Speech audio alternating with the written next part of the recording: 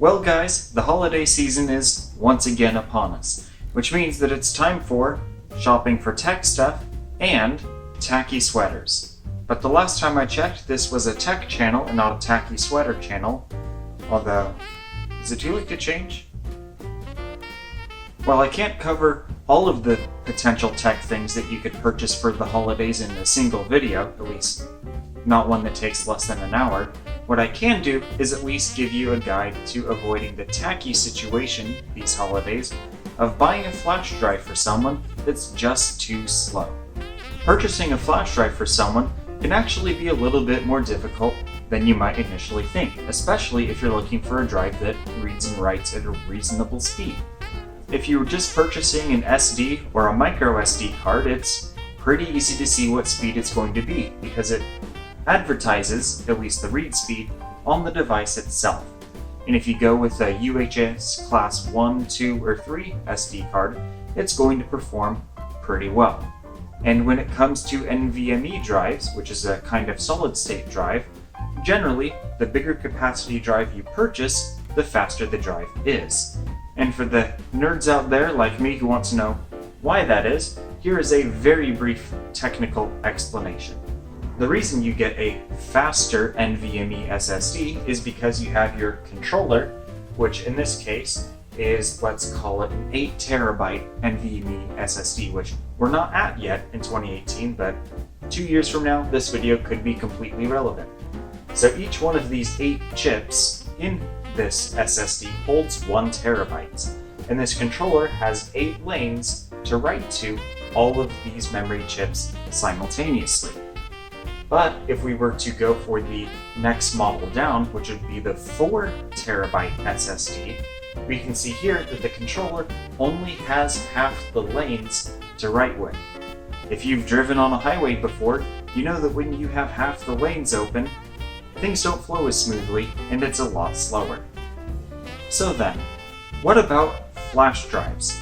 In theory, it's not too much different from an NVMe SSD, because you have your controller and then your flash, whether it's in one group or several.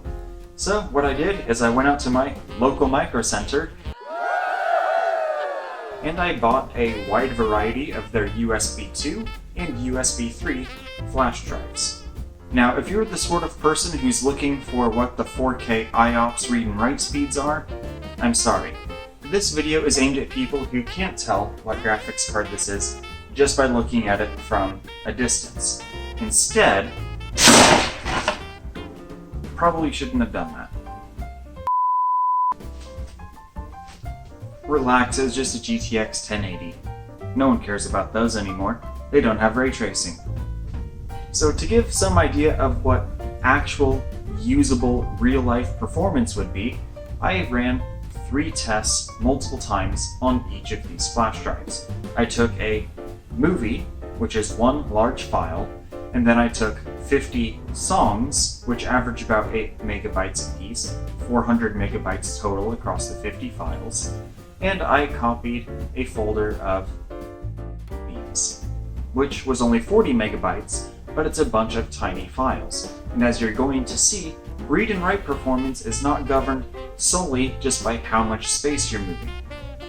So as you can see from looking at this chart, the USB 2 drives, which have a slower interface, or the way they connect to the computer, they don't perform nearly as well as the USB 3 drives, especially when it comes to reading data off the drive and putting it back onto the computer.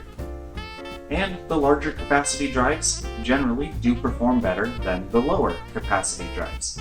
So if you're looking for a fast flash drive but don't need that much storage, I would still recommend buying a larger capacity flash drive so that you get greater performance even if the storage capacity isn't really what you're after. Leave a comment below. Besides flash drives, what else should I be benchmarking this holiday season?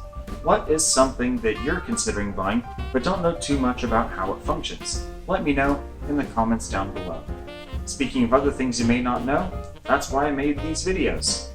Also because I wanted to. I enjoy making videos. So watch some of that and I'll see you in the next one.